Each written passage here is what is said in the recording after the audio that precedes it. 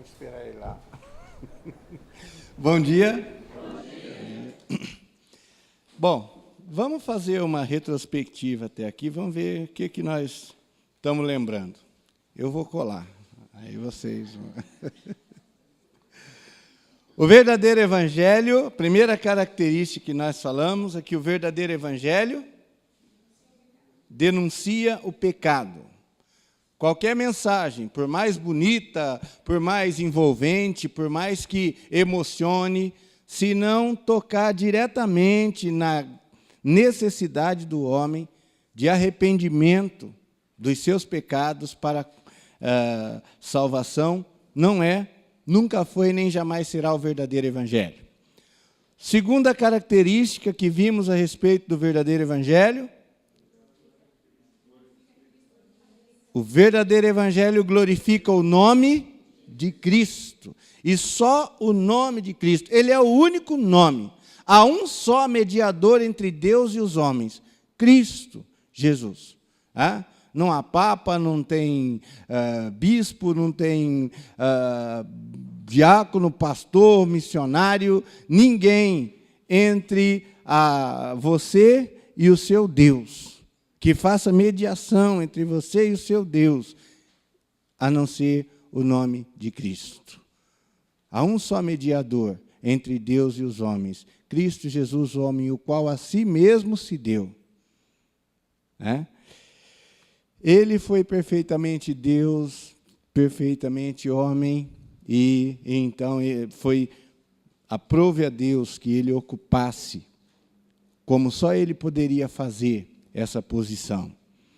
Terceira característica: o verdadeiro evangelho foca o invisível, coloca a nossa esperança, coloca a nossa esperança na glória celestial, tira os nossos olhos e o nosso coração das coisas dessa vida, nos leva a desprezar o mundo e amar aquilo que Deus é e tudo que Ele representa. Quarto, o verdadeiro evangelho tira a força das fraquezas. O verdadeiro evangelho tira a força das fraquezas. Nós vimos isso ontem. Então, esse é o quarto. O quinto, o verdadeiro evangelho extrapola os limites das minhas conveniências pessoais e me leva à esfera do sacrifício. O grande problema do homem, do ser humano, não é se eu amo a Deus ou não. A grande questão é até quanto. O grande problema não é se eu ajudo o meu próximo e dou uma força para ele. O grande problema é: eu estou disposto a me sacrificar por ele. O grande problema não é se eu compartilho a vida, mas se eu estou disposto a dar a minha vida em favor de outra pessoa. Nós vivemos numa era onde o homem tem amado as coisas. Ele ama o dinheiro, ele ama o status, ele ama o poder, ele ama essas coisas e ele usa as pessoas para poder conquistar essas coisas. Olha, eu tenho que ser amigo do Neemias porque o Neemias, dentro do Banco do Brasil, ele é o cara. E se eu precisar de um empréstimo e quando eu precisar de algum favor, alguma coisa que esteja fora do trâmite normal, eu sei com quem falar. Então, eu dou presentes para ele, eu mando chocolate no aniversário dele, eu faço questão de marcar a minha presença do lado dele em todas as publicações públicas, nas redes sociais que eu puder fazer, para que todo mundo saiba que eu sou amigo dele. E aí as pessoas vão começar a olhar para mim e falar: o Mário é amigo do Neemias, ele pode me arrumar alguma coisa lá dentro e vão me tratar bem também. A convivência do ser humano se tornou uma espécie de troca. Eu amo desde que eu tenha reciprocidade. E nós vemos, nós estudamos na escola a relação entre os animais. Tem relações de parasitismo, relações de comensalismo, que é uma outra, e me foge sempre a terceira. Parasitismo, comensalismo e mutualismo, alguma coisa assim. Ou seja, parasitismo é quando eu sugo, e quando eu estou prejudicando o outro na relação. O outro está morrendo, mas eu estou ficando forte. Comensalismo, eu acho que é quando eu recebo, mas para o outro também não tem problema. Na escola dava um exemplo, por exemplo, de um passarinho, que o crocodilo abre a boca e ele fica entre os dentes do passarinho comendo os restos. Serve como uma escova de dentes. Então, ele beneficia, o passarinho se beneficia e ele também. Tem um outro que o pássaro senta no lombo dos elefantes, e fica comendo. Bom, não traz benefício nenhum, mas também não prejudica. E tem a relação de mutualismo, onde os dois são beneficiados. No caso do crocodilo e o passarinho, esse é mutualismo. Nós aprendemos essas coisas na escola. Mas será que isso basta? Será que essas relações de mutualismo, a camaradagem, toma lá da cá, eu ganho, você também ganha, você me ajuda, eu te ajudo. Será que isso é suficiente para traduzir as nossas relações? Foi isso que Deus estabeleceu para que nós vivêssemos na igreja, para que nós vivêssemos como cristãos? Não. Deus estabeleceu um padrão que é incompreensível, inaceitável para o mundo, mas que deve ser a nossa maneira de viver como crentes. Ele estabeleceu que nós vivêssemos na base do sacrifício, sacrificando-nos em favor uns dos outros. Então, o padrão para nós não é só acomodar e fazer o bem, desde que isso não me prejudique, desde que eu consiga viver a minha vida confortável. O padrão de Deus é que nós nos sacrifiquemos uns pelos outros. E Davi traduz bem essa questão quando ele chega na eira de Ornã, e ele vai fazer o sacrifício que Deus estabeleceu para que a praga que começou por causa da loucura dele mesmo, de fazer um censo do povo, ele vai oferecer o sacrifício lá, e ele chega com a sua comitiva, e logo é saudado por aquele homem piedoso, e ele explica o propósito da sua ida lá, e aquele homem coloca à sua disposição, está aqui os bois, a lenha, a terra é sua, rei, faça o que o rei achar melhor. E ele diz, não, põe um preço na terra, e o outro se recusa a receber dinheiro por aquilo, e Davi diz para ele, não, eu não dedicarei ao meu Deus sacrifício que não me custe nada. Sacrifício que não me custe nada. E é dessas coisas que nós vamos tratar hoje de manhã. O que nós temos oferecido ao Senhor? Como temos vivido entre nós? Você pode dizer realmente que tem, por causa do nome de Deus, vivido uma vida de sacrifício pessoal em favor do seu próximo? em benefício do seu próximo e para a honra e glória de Deus. Vamos abrir em 1 Coríntios, no capítulo 10, vamos ler os versículos 23 e 24.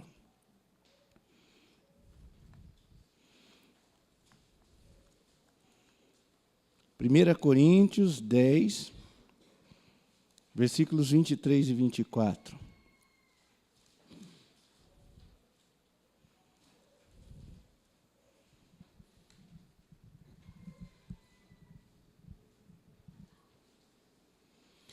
Todas as coisas são lícitas, mas nem todas convêm. Todas são lícitas, mas nem todas edificam. Ninguém busque o seu próprio interesse, e sim o de outrem. Comei de tudo o que vos... perdão, só até aqui, esquece o resto. Ninguém busque o seu próprio interesse, e sim o de outrem. Que maneira de viver. Essa é a maneira que Deus estabeleceu para que nós vivamos.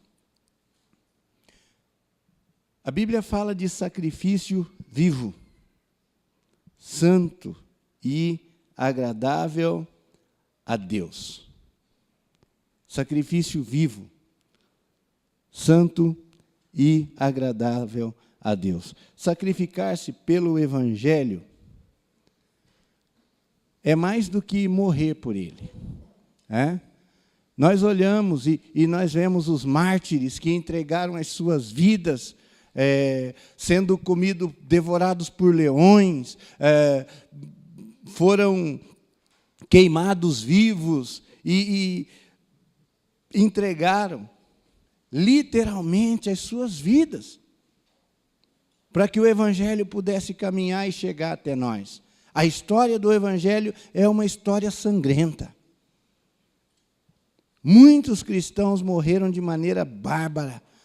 A Bíblia conta que Nero dava as suas festas, que eram verdadeiras orgias, a céu aberto, nos jardins do seu palácio. E a lâmpada que ele usava era crentes embebidos em óleo e queimando a noite toda, para que eles festejassem, para que eles celebrassem. E todos esses irmãos fizeram isso para serem fiéis ao Evangelho que haviam recebido, para que o Evangelho pudesse chegar até a mim, até você, e nós pudéssemos ouvir de Cristo e crer e sermos salvos. Eles deram as suas vidas, sacrificaram-se em nome da veracidade do Evangelho. Porém, eles só fizeram isso, só estavam dispostos a morrer dessa maneira, porque estabeleceram viver dessa maneira. E quando a Bíblia fala de sacrifício vivo, eu penso naquele pai de família que todos os dias sai debaixo de chuva, de frio, ainda escuro, vai para um trabalho que talvez não seja aquilo que ele escolheu, mas é o que ele tem para poder sustentar a sua família. Ele deixa os seus filhos dormindo, ele deixa a sua esposa dormindo, e ele sai e se sacrifica todos os dias, dia após dia, para suprir as necessidades da sua família. Eu penso naquela dona de casa que levanta e, por mais que ela lave a louça e deixe a pia impecável, no outro dia está lá tudo de novo, e ela faz isso repetidas vezes e várias vezes, e almoço, café da manhã, almoço, janta, ela está sempre ali no fogão, e a família vem e come e larga toda a louça suja, e ela tem que repetir tudo de novo e fazer tudo de novo. E sabe de uma coisa? Vez ou outra ela escuta reclamação, porque salgou um pouco, ou porque não está bom aqui, ou porque faltou alguma coisa ali, mas raramente escuta um elogio. As pessoas encaram assim, é normal, ela está aí para isso, é isso mesmo, é o papel dela, acabou. E nem os filhos e nem o marido se lembram de agradecer ela por aquilo. Quando eu penso em sacrifício vivo, eu penso em vidas que se dedicam constantemente, diariamente, para que outros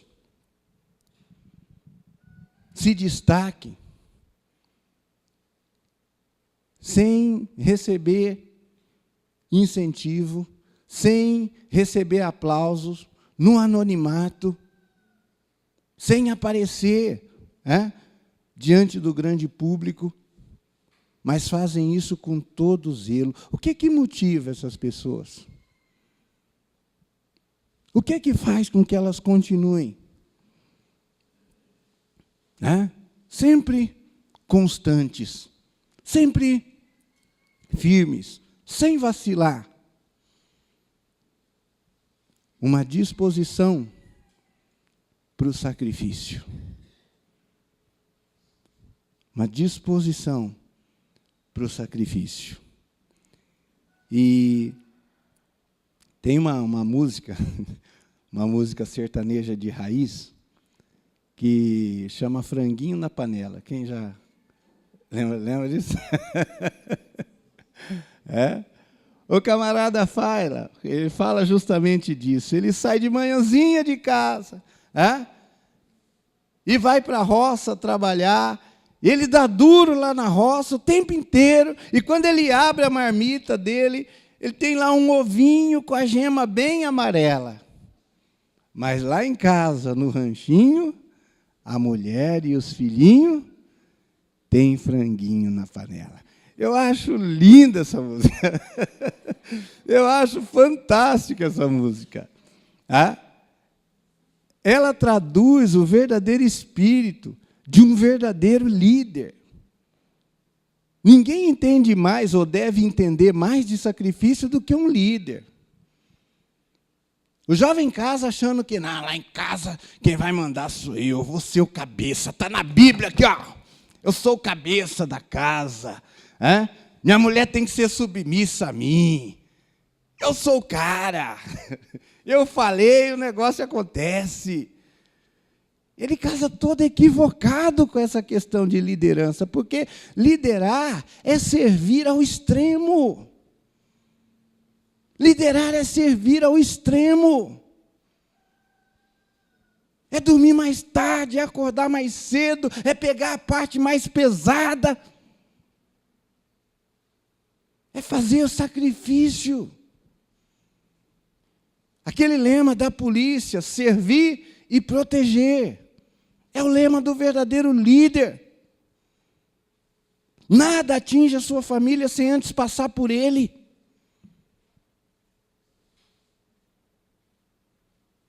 Ele está em volta deles, por cima, por baixo, cobrindo, protegendo, guardando. E com isso, sofrendo. Sofrendo.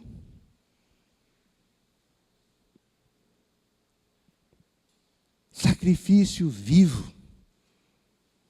É um sacrifício dinâmico. Diário. Constante. De homens e mulheres que realmente entenderam que o objetivo aqui nesse mundo não é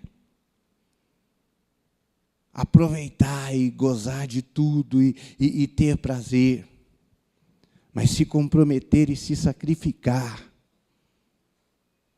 para que o nome de Cristo seja glorificado, para que o Evangelho caminhe.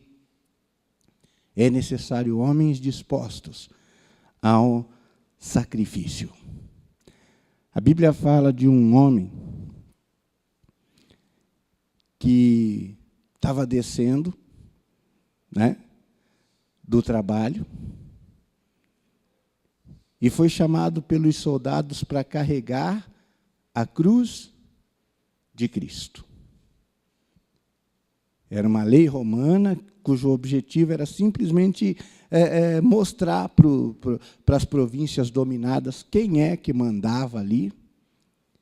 Então, se um soldado tivesse com algo nas costas, ele jogava no chão e ordenava, e você tinha que interromper sua atividade, se fosse ela qual fosse, e carregar durante 1 milha o que o soldado exigisse.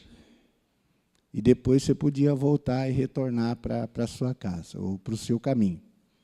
Pois bem, aquele homem, Simão, Cirineu, ele tomou a cruz e levou até o Gólgota. Sacrifício. Mas, depois disso, a história rola e o Senhor é crucificado e depois ressuscita, o Espírito Santo desce sobre os apóstolos, a igreja se forma e nós vemos lá, no início da igreja, 2 homens, filhos desse homem. E a Bíblia aponta eles como sendo líderes na igreja. Agora, o que eu quero dizer com isso, irmãos? Você tem o direito, depois que você trabalha, chegar em casa, jogar o chinelo, a botina do lado, colocar um chinelo, esticar e assistir o jornal, e jantar, e dormir, descansar, porque você teve um dia cheio. Você tem todo o direito de fazer isso.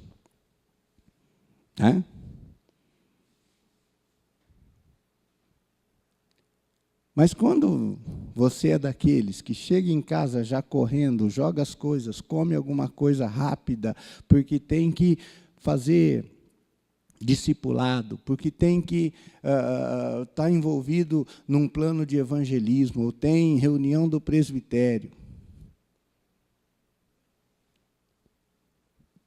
Isso é sacrifício?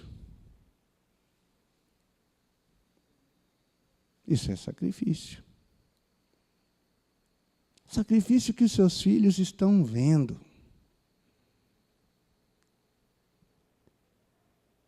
E sabe de uma coisa? Os seus filhos vão entender que isso é vida cristã. E muito provavelmente um dia eles mesmos estarão sacrificando a Deus dessa maneira. Porque aprenderam com seu pai. Agora, como eu disse no começo, você tem o direito de chegar, descansar, e eu trabalhei, e você tem o direito de fazer o que muitos crentes cada vez mais estão fazendo, infelizmente. Escolhe uma das reuniões da igreja e você vai para dizer que, olha, eu estou indo, estou fazendo a minha parte. As outras reuniões, você tira para fazer as coisas do seu interesse. Passa para os seus filhos que essa coisa de estar envolvido na igreja e participando das atividades é coisa que você faz quando não tem um aniversário, uma festa legal, ou algo mais interessante para fazer. Mas não espere que os seus filhos sejam líderes na igreja. Tem pai que vai quando quer, se envolve quando dá, mete o pau na liderança dentro da sala da sua casa, sentado na mesa com os seus filhos, e depois exige deles que eles vão para a igreja. Eles não vão.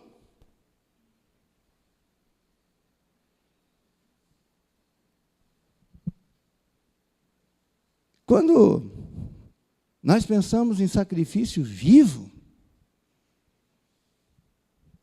esse sacrifício só é válido quando é espontâneo. O Senhor Jesus se apresentou ao Pai: eis, aqui estou, ó Deus, para fazer a sua vontade. E ele veio e antes de morrer na cruz do Calvário entre nós, ele era um sacrifício vivo, vivendo na presença de Deus constantemente, se lançando para servir aquela multidão que o pressionava, que o apertava e que todo dia o procurava. E ele se estendeu e supriu a necessidade de cada um deles, pregando, curando, fazendo tudo o que era necessário para que as suas necessidades fossem supridas. Isso é sacrifício vivo, santo e agradável a Deus. Seu marido pode não reconhecer isso. Sua mulher pode, além de não reconhecer isso, reclamar que você ganha pouco. Mas a Bíblia diz: e tudo quanto fizerdes, seja em palavra, seja em ação, fazei-o em nome do Senhor Jesus, dando por ele glórias a Deus, o Pai. E se você faz, acima de tudo, para honrar e glorificar o Senhor Jesus, a Bíblia diz que aquele que dá um copo d'água, porque sabe que está fazendo para um dos pequeninos do Senhor, jamais perderá o seu galardão. Seu marido pode não reconhecer, sua mulher pode nem ligar, mas Deus sabe. E Ele se agrada. E aquele sacrifício sobe como aroma suave, aceitável na sua presença. Sacrifício de adoração. Nós vamos ver 3 homens e 3 mulheres que sacrificaram do que tinham. Porque essa coisa de adoração, você acha que é para aqueles que são músicos e sabem tocar, ou sabem fazer coisas excelentes e maravilhosas. É para todo mundo. Deus nos deu potencial para adorá-lo. No momento em que nós cremos em Cristo como nosso Senhor e Salvador. Abraão, nós já falamos aqui dele, seu filho correndo pelo quintal, brincando, era o centro da sua admiração, da sua apreciação. E um dia Deus fala a Abraão: eu quero seu filho, seu único filho. E Abraão, obedientemente, sacrificialmente, ele sobe, viaja 3 dias do lado do menino, coloca o menino em cima daquele altar, levanta o cutelo, e quando ele decide no seu coração que ele pode viver sem filho, ele pode viver sem tudo, mas ele não vive sem o seu Deus. Deus diz: basta, Abraão, porque agora sei que temes a Deus. E naquele momento não era Deus buscando uma maneira de descobrir o coração de Abraão. Deus sabe e conhece profundamente, intimamente o nosso coração. Naquele momento era Abraão colocando as suas prioridades em ordem. E entendendo que o relacionamento que ele tinha com Deus era superior a tudo e norteava tudo. E quantos pais precisam aprender isso? A Bíblia diz: corrige o seu filho com a vara, porque ele não vai morrer. A Bíblia diz: o pai que ama o seu filho logo cedo o disciplina. Mas sabe de uma coisa? É uma das coisas mais difíceis para pais amorosos fazer. Entender que o amor e a disciplina caminham juntos e que são a mesma coisa no coração daquele que ama de verdade. E é mais fácil ouvir a voz dos psicólogos, dos achólogos, das pessoas que estão à volta, e evitar de todas as maneiras corrigir fisicamente o seu filho, porque quando ele tece lágrimas, e quando dói, e você olha, e às vezes tem até um vergãozinho naquela popinha gordinha dele, bonitinha, que você quer proteger com todo afeto do seu coração. É mais fácil fingir que vai passar, é uma fase, ele é criança. Um dia isso aí se acerta sozinho. E nós cedemos a outras vozes e não ouvimos a voz de Deus. E nós temos uma geração destruída, que não respeita professor, não respeita polícia, não respeita pai, não respeita ninguém. Porque os pais desistiram, abriram mão. E eu estou falando de pais crentes, abriram mão de disciplinar os seus filhos.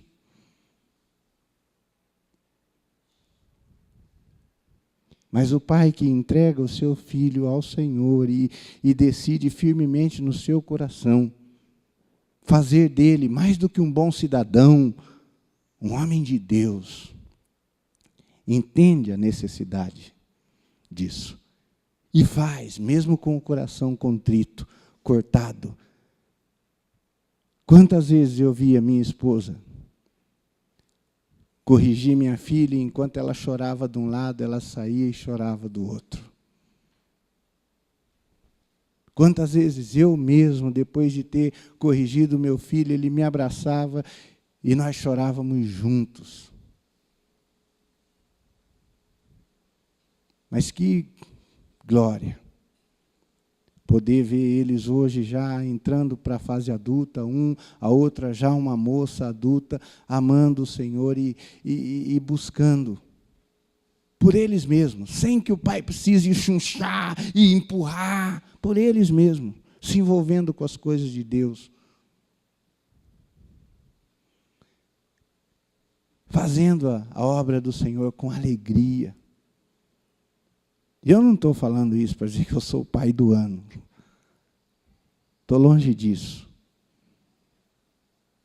Só estou dizendo que, nas vezes em que fui fiel ao Senhor, Ele me abençoou, como tem abençoado a muitos, creio eu. Mas, irmãos, nós temos que entender isso. Obedecer a Deus começa conosco.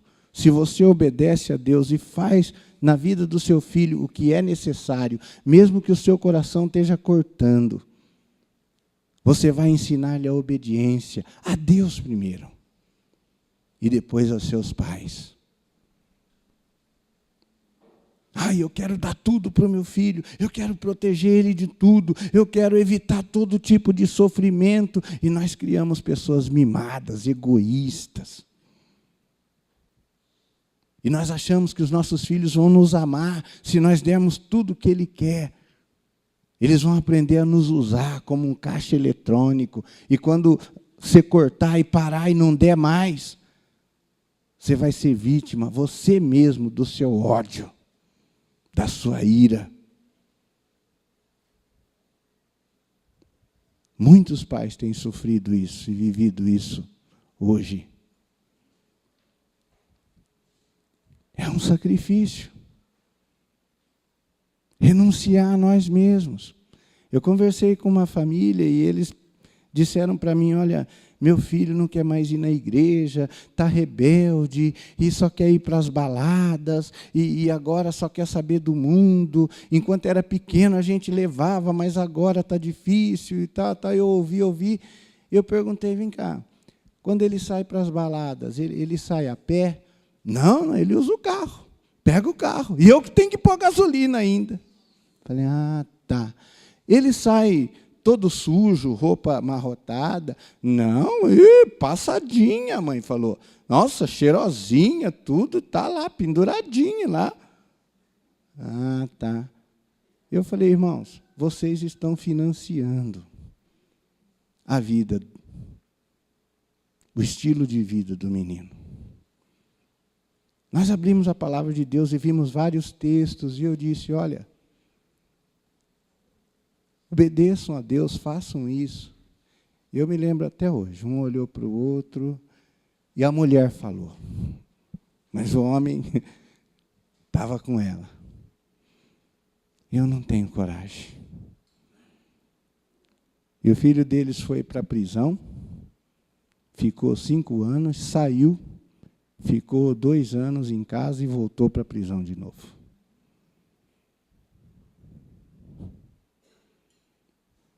E essa é, até onde a última notícia que eu soube, essa é a vida do menino.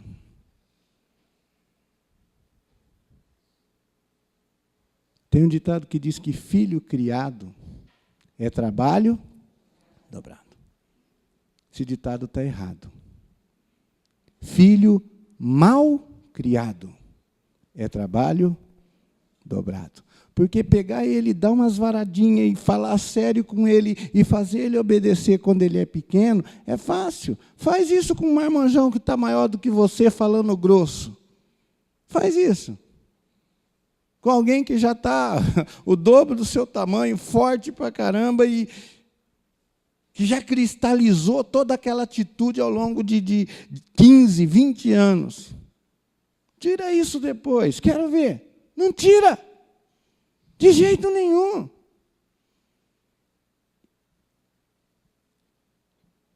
E se nós não entendemos essas coisas, à luz da palavra de Deus, e não temos no momento que devemos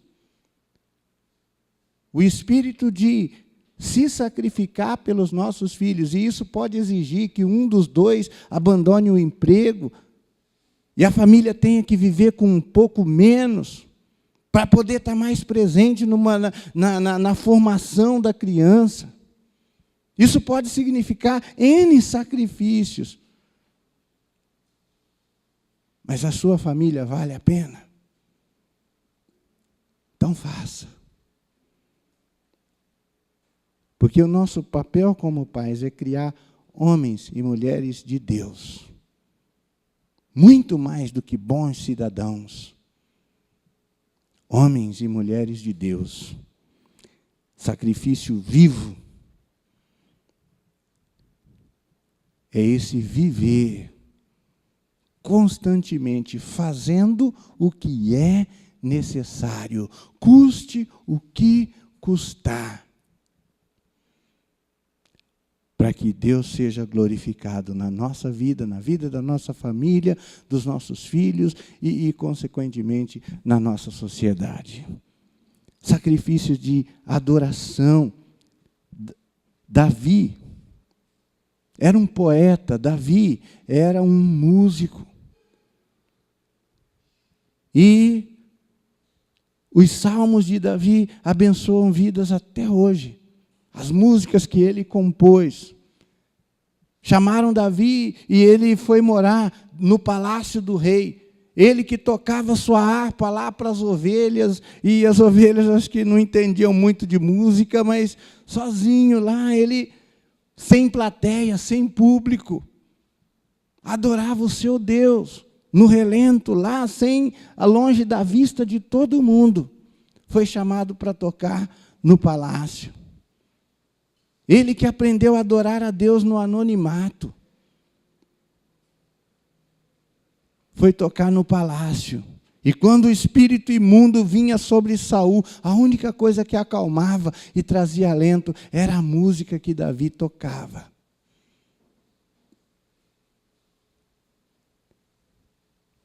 Todo o seu talento musical foi usado para a honra e glória de Deus, para glorificar o nome de Deus. E sabe, gente, muitos músicos apareceram, fizeram sucesso, venderam milhões de discos e hoje ninguém sabe quem eles são. Mas Davi, o rei Davi,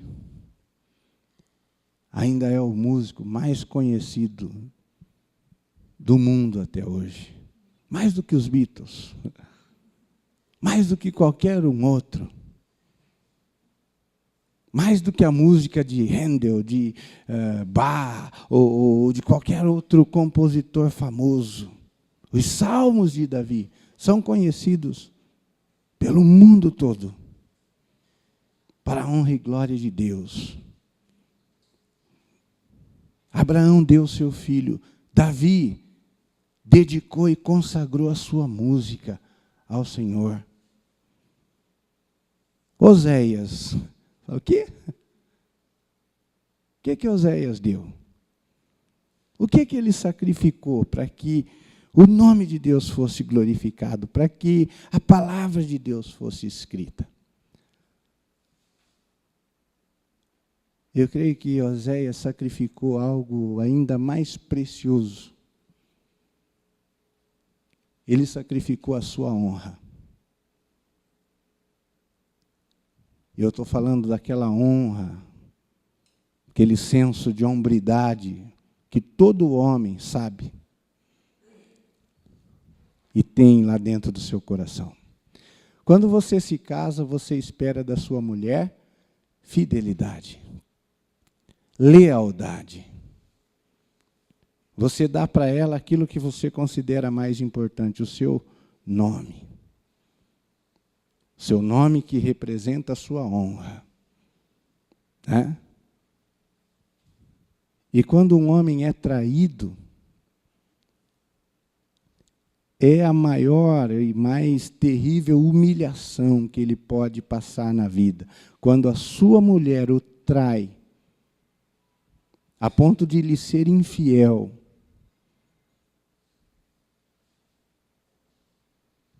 sexualmente, economicamente ou em qualquer área da vida. Isso machuca muito um homem, saber que ele foi traído por aquela a quem ele dedicou o seu melhor. Um homem não lida bem com traição, não da sua esposa. E Oséias foi chamado por Deus e dito para ele, olha, você vai se casar com uma mulher de prostituições, e ela vai colocar o seu nome na lama. Ela vai te trair com vários homens e a sua vida com ela vai ser pautada por isso. Mas você vai fazer isso para que o povo de Israel, olhando para a sua vida, entenda o que eles têm feito comigo. Que pedido, hein? Que pedido. Ele criou filhos que não eram dele, como se fossem. Ele passava na rua e todo mundo olhava e fazia piadinhas infames. Lá vai ele, lá. E nós sabemos bem, eu não vou repetir, como é que essas pessoas são tratadas. Nós vivemos num mundo onde as pessoas julgam, punem o que foi traído, tiram sarro do que foi traído e enaltecem a traição. E Oséias se sujeitou a isso de maneira sacrificial, para que o nome de Deus e a mensagem de Deus fosse passada. Até que ponto você iria para passar uma mensagem? O que você está disposto a sacrificar para passar com fidelidade a mensagem da palavra de Deus? Oséias sacrificou com espírito de verdadeira adoração a sua honra. Ruth, agora 3 mulheres. Ruth sacrificou a sua felicidade. Noemi chegou para ela e disse, minha filha, meus filhos morreram, vocês não têm futuro comigo, voltem para as suas casas, arrumem maridos, sejam felizes. Eu sou uma mulher amarga, minha vida está destruída, vocês não têm futuro comigo. E uma lamentou muito, mas saiu e foi embora. Mas Ruth abriu mão da sua proposta de felicidade, de ter um marido, de ser cercada de filhos e de ter uma vida próspera. E ela saiu atrás da sua sogra. E quando ela falou, volta, falou, não. O seu povo será o meu povo. O seu Deus será o meu Deus. E aquela mulher foi com Noemi para o povo de Israel E ela foi fazer um trabalho que aqueles desfavorecidos e os mendigos e os que não tinham propriedades faziam, catar espigas nos campos, e provavelmente sofreu abusos e sofreu violência, até chegar no campo de Boaz. E ali ela foi abençoada, mas ela abriu mão da sua felicidade. Renunciou o seu direito de ser feliz, porque entendeu que estar entre o povo do Senhor e viver próximo ao Senhor valia a pena. E que recompensa Ruth recebeu. Ela não só teve marido e filhos, como entrou para a linhagem do próprio rei Davi e do próprio Jesus, o Messias. Isso nos ensina, irmãos, que quando nós abrimos mão, o Senhor nos dá em dobro. Quando nós entendemos, eu renuncio isso, muitas vezes, o Senhor nos dá em dobro. Ou 100 vezes mais, como o Senhor Jesus disse aos discípulos, né? Eles estavam preocupados, como nós sempre estamos. Nós renunciamos tudo, nós abrimos mão de tudo, o que nós vamos ganhar com isso? Ele diz, não tem ninguém que tenha renunciado pai ou mãe ou irmão, ou por amor de mim, que não receba 100 vezes mais. No presente século, com aflições e a glória eterna. Ruth experimentou isso. Abigail. O que Abigail tinha para dar, para oferecer? Um dos seus servos chegou lá de cabelo em pé, todo nervoso, e disse para ela, olha, Davi, e todo mundo sabia quem ele era, está vindo com 450 homens, e ele vai arrasar a nossa casa, não vai deixar ninguém vivo, porque o seu marido destratou e desonrou ele, e ele está furioso. Aquela mulher juntou da despensa da sua casa bens e produtos alimentícios, colocou em algumas jumentas, e uma mulher contra 450 homens raivosos, armados, guerreiros. Uma mulher, ela partiu em direção deles. Chegou, adorou. Para o marido dela, Davi era um escravo fugido do seu senhor, um cão sem dono. Ela disse, pois eu sei que tu serás o rei de Israel. E com toda a sabedoria, com a despensa da sua casa, ela evitou o mal não só da sua família, mas como ela mesma fez ele entender, uma mancha na história de Davi. Você tem coisas em casa? Quando passa alguém pedindo na porta da sua casa, você vira e fala, não tem nada não, vai embora. Ou você vê ali uma oportunidade de falar da palavra de Deus e mostrar para aquelas pessoas que a carência dela vai além do que comer, beber e vestir. Tem mulheres que... Tem uma mulher em São Carlos que ela mora num dos bairros mais carentes da cidade. É uma crente da Assembleia de Deus. Uma irmã muito preciosa. E ela abriga na sua casa mais de 30 crianças todos os dias, de mães que vão trabalhar e não têm com quem deixar. E as mães deixam essas crianças lá cedo, e quando volta à tarde, as crianças estão tomadas banho, alimentadas, mas mais do que isso, com a palavra de Deus no coração, na mente. Eu fui fazer fantoche por uma programação de crianças na igreja dela, e cheguei lá e faltavam uns 5 minutos para começar, estava vazio o salão. Falei, vixe, não vem ninguém, hein? Aí uma irmãzinha passou perto de mim e falou, é que a irmã fulana ainda não chegou. Eu falei, tá, mas daí vai trazer os filhos dela, enfim, mais 5 crianças, 6 crianças. E, de repente, vira aquela multidão na esquina. Mais de 50 crianças. E uma mulher na frente. E eles descendo. Gente, até hoje eu arrepio quando eu lembro disso.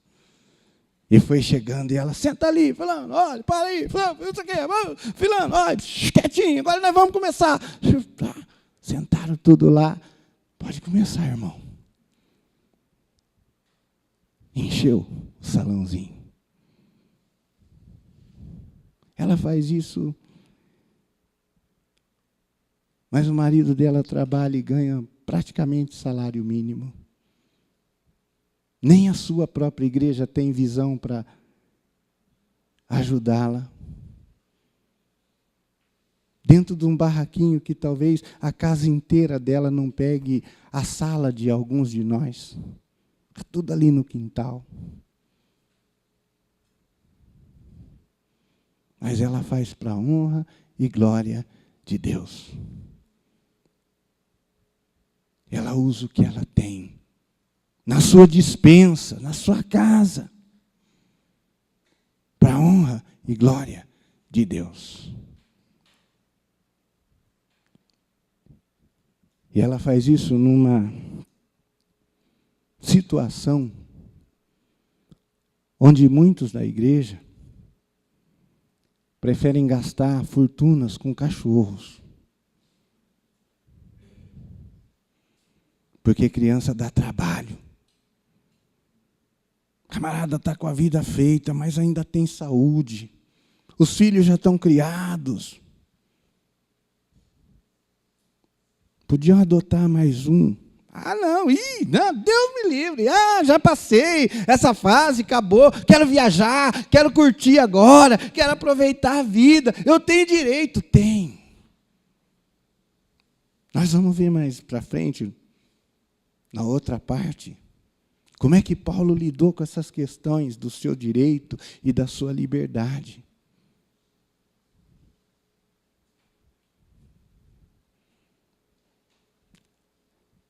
Você tem o direito. E não tem presbítero que possa exigir que você faça isso. Não tem ninguém ou alguma autoridade eclesiástica que possa exigir que você abra mão da sua tarde tranquila, onde você navega na internet, ou ouve o seu som, ou toma chá com as suas amigas, ou aquele tempo para você que você esperou a vida inteira para ter, depois de se aposentar, ou depois de ter uma vida estável economicamente falando. Não tem ninguém que possa tirar de você esse direito. Você conquistou isso, você conseguiu, você trabalhou, você fez uma história, está tudo certo.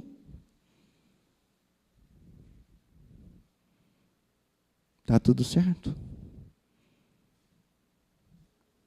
Quem poderia fazer o Senhor Jesus Cristo deixar o seu trono de glória? Onde ele era servido por anjos e criaturas, cujo poder nós nem conseguimos imaginar. De eternidade a eternidade.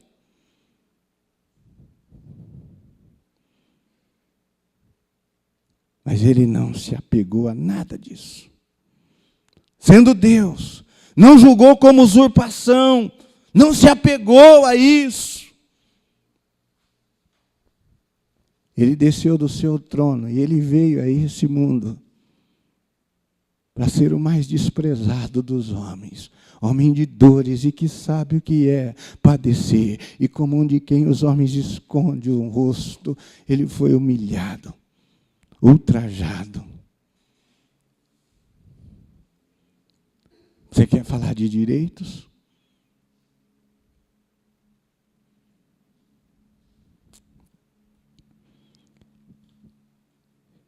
Raabe, e com isso nós vamos concluir essa primeira parte.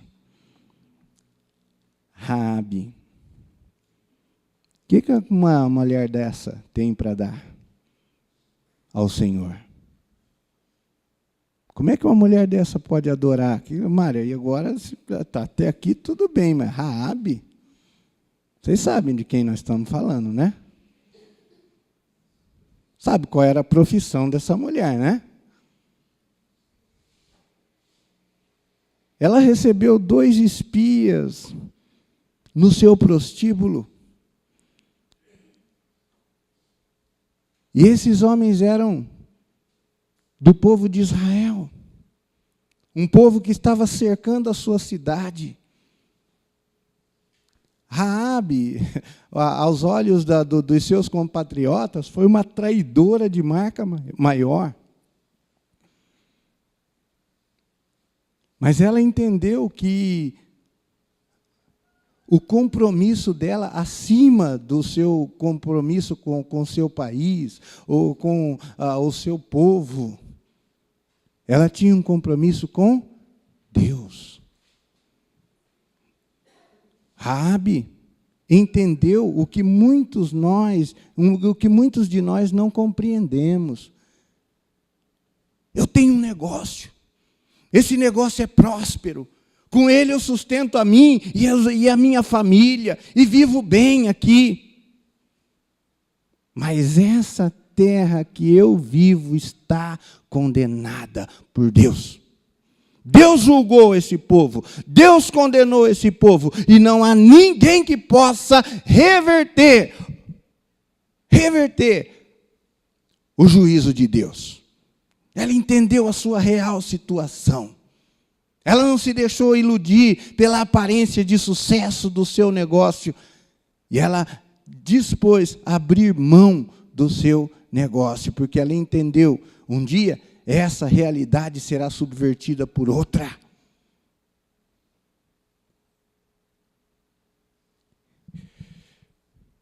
Será que nós compreendemos isso? Quanta gente é ocupada demais na empresa e envolvido demais com o trabalho, e ganha dinheiro, investe dinheiro e multiplica dinheiro. E a vida cristã se resume a algumas horas no final de semana, mas todo o seu esforço e criatividade e as suas energias são focadas nessa vida. E adorar ao Senhor é, muitas vezes, entender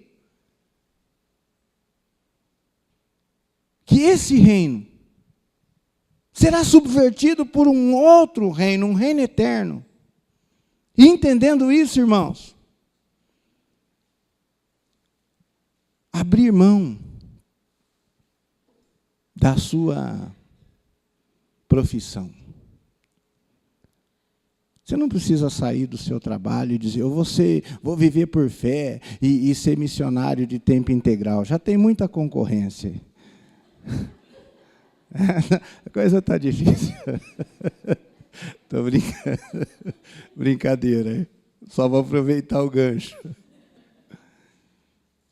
Mas vamos voltar àquilo que a Bíblia diz. E tudo quanto fizerdes, seja em palavra, seja em ação, fazei-o em nome do Senhor Jesus, dando por ele glórias a Deus, o Pai. Nós somos orientados a ir para o mercado de trabalho e vender a nossa vida por dinheiro. Não precisa ser assim. A sua profissão pode ser um sacerdócio. Quantas vidas são abençoadas por um bom pedreiro? Quantas vidas são abençoadas por um bom médico? Quantas vidas são abençoadas por boas faxineiras? Quantas vidas são abençoadas por bons profissionais que Deus coloca na hora certa, no lugar certo, para renovar as esperanças, para fazer com que as pessoas renasçam, revivam, restaurem as forças. Quando nós entendemos a vida por esse prisma, é assim que nós fazemos tudo para a honra e glória de Deus. Não para ganhar dinheiro. E muitas vezes mais dinheiro do que nós precisamos. Para gastar de maneira tola, fútil. e acrescentar ainda mais condenação, mas para glorificar o nome de Deus, com as habilidades, talentos, potencialidades que Ele nos deu. Raabe olhou para os seus clientes e para o estilo de vida da sua cidade, e ela disse: Deus julgou e condenou esse povo. E ela buscou abrigo e refúgio nesse Deus. Pediu para que esse Deus poupasse a sua família, e foi feito. E de uma prostituta, ela entrou para a linhagem de quem? Do Senhor Jesus. O último tipo de gente que você pensaria que estaria lá. Isso porque ela entendeu o propósito de Deus. Tem muito crente rico que na glória celestial vai ser pobre. Porque enquanto multiplicava dinheiro, enquanto dava o sangue para a firma, não tinha tempo para estudar a palavra e se envolver com Deus, não tinha tempo para mergulhar nas profundezas de Deus e compreender os seus atributos e tudo, e quem Ele é e o que Ele faz. E isso é triste. Viver com menos para ter mais de Deus é um sacrifício? É um sacrifício. Mas é um sacrifício de adoração. Raabe ganhava provavelmente muito dinheiro com a sua profissão. Mas ela entendeu, esse tempo acabou. Não há mais tempo para isso. Eu tenho que pensar nesse outro reino. Talvez, irmãos, cada um de nós, com as nossas profissões, tenhamos que entender exatamente isso. Um novo reino está chegando aí. E todo o meu PhD, e todos os meus títulos, e tudo aquilo que me torna importante aqui. O que é que isso vale lá? Vamos ter um intervalo.